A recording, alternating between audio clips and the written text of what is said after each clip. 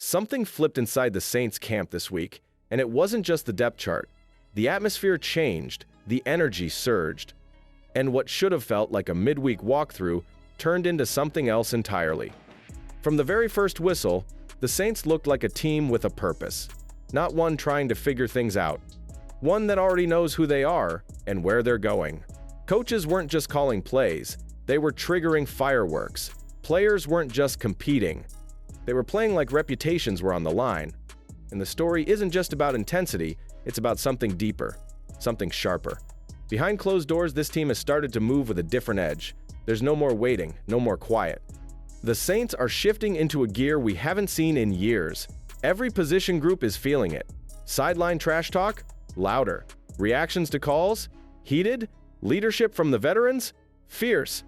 And while most eyes are still focused on the quarterback battle, the real signal of what's coming next might be standing right behind them, wearing number 41.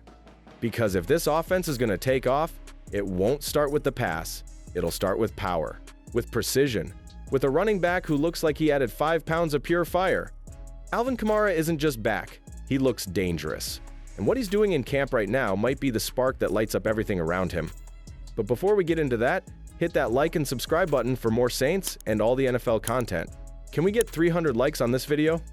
Alvin Kamara didn't show up to camp just to participate. He showed up looking like he wants to dominate. Bigger shoulders, quicker feet, sharper cuts. Everything about him says he's preparing for a takeover. And the most shocking part? He's 30, but moving like he's 25. While most running backs hit a wall at this point in their careers, Kamara is bulldozing through it. His acceleration, his burst after contact, even his pass catching looks cleaner. It's clear he knows this offense is going to lean on him hard, and he's not just ready for it, he's craving it. Kellen Moore's playbook is built to unlock backs like Kamara. Fast-paced sets, misdirection, motion-heavy packages, it's tailor-made for a weapon who can explode in space. And right now, Kamara is the Saints' most trusted option.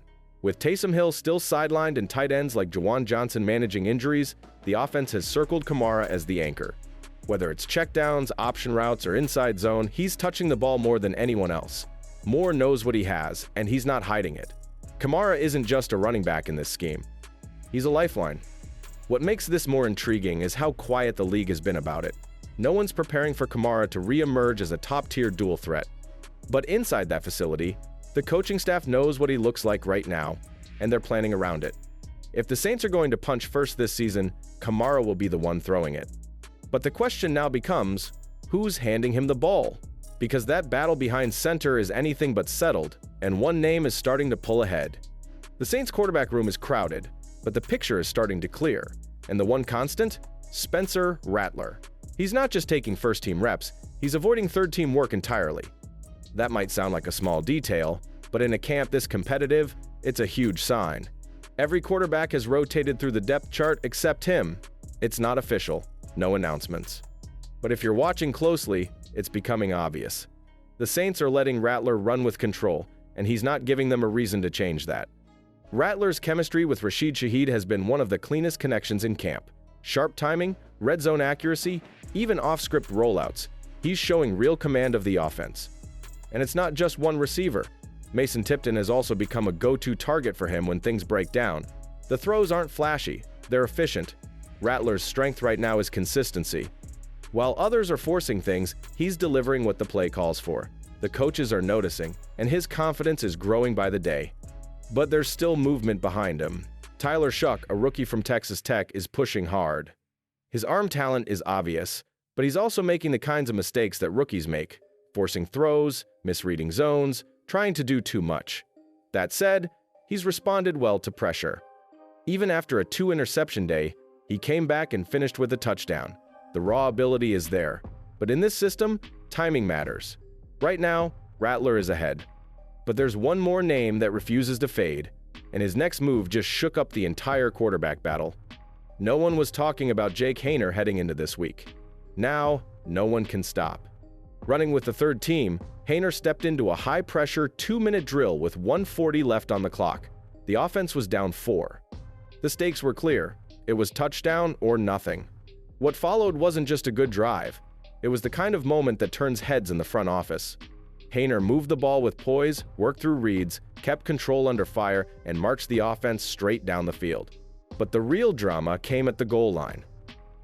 On a pass to Mason Tipton in the back of the end zone, a controversial pass interference flag moved the ball to the 1-yard line. Tempers flared. The defense protested. Coaches argued with the refs. Brandon Staley called a timeout, possibly to ice Hainer or to spy the Saints' formation. None of it mattered. When play resumed, Hainer rolled out right, found Tipton again in the back of the end zone, and fired a strike, his second touchdown on the day. A walk-off moment to end the most intense practice yet. That single drive didn't just win the day, it changed Hainer's status. He's still sitting behind Spencer Rattler, and he hasn't leapfrogged anyone officially, but he's no longer just a camp arm. Coaches now see a player who can deliver when it counts. The accuracy, the control, the leadership, it's all real. And this wasn't his only highlight. Earlier in practice, he dropped a perfect seam ball to Dante Pettis in traffic. That throw might have been the best of camp. If the Saints need a closer, Hainer just made his case. But while quarterbacks drew the spotlight, a few unexpected names on the roster were quietly rising behind the scenes. Mason Tipton isn't just a highlight from one drive. He's becoming the story of camp. After flashing last year before injuries derailed his progress, the second-year receiver from Yale is right back in the spotlight. 2 touchdowns in 1 practice. Clean footwork, great hands, and the kind of route timing that quarterbacks trust. He's not fighting for attention anymore, he's demanding it, and the Saints aren't ignoring him. If he keeps this up, it's going to be hard to leave him off the 53. Chris Rumph is another name that keeps showing up on tape. A depth-edge rusher trying to climb behind Chase Young and Carl Granderson, Rumph has been stacking productive days. Not just one flash, but consistent disruption off the edge. He's turning speed into pressure and making life harder for backup quarterbacks on nearly every rep.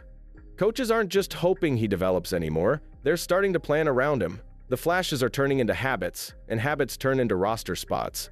Then there's Julian Blackmon, the 5-year veteran who's quietly taking control of the safety position. Since Tyrann Mathieu retired, the Saints needed someone to stabilize the back end. Blackmon didn't hesitate. He stepped in, made plays, and hasn't looked back. He's been leading the first-team reps next to Justin Reed and hasn't shown signs of letting it go. While Jordan Howden has had a solid camp with a recent interception, Blackmon's experience might be too valuable to overlook. But all of this works because of one thing: how the Saints are practicing. The structure, the chaos, and the head coach behind it. That's what comes next. Saints camp has taken a dramatic turn under Kellen Moore and Brandon Staley, who have scrapped scripted routines in favor of live, unpredictable game-like reps that test instinct and decision-making on the fly. This intense real-time approach has elevated the entire roster, with younger players developing faster and veterans responding to the competitive fire.